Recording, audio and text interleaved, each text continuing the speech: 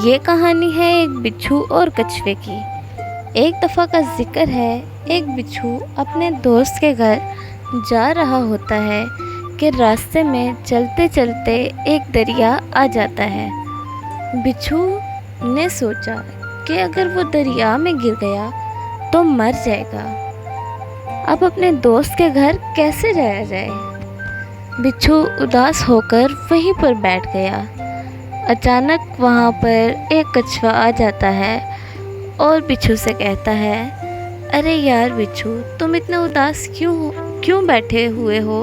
बिच्छू बोला, यार कछुए, मैंने अपने दोस्त के घर जाना था, लेकिन ये दरिया मेरे रास्ते में रुकावट बन रहा है, क्योंकि अगर मैं पानी में गया तो जान से भी जाऊंगा।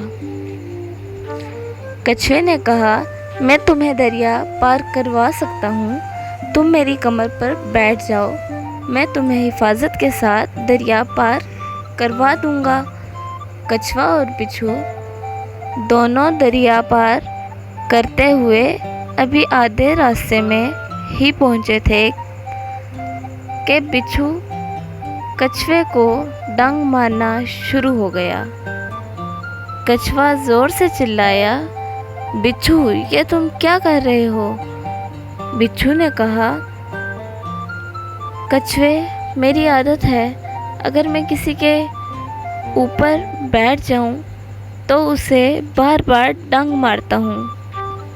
थोड़ी देर गुजरने के बाद कछुए ने पानी में गोते लगाना शुरू कर दिए। बिच्छू एकदम से बोला, कछुए, तुम्हें क्या हो गया है? तुम क्यों बार बार पानी में डुबकी लगा रहे हो?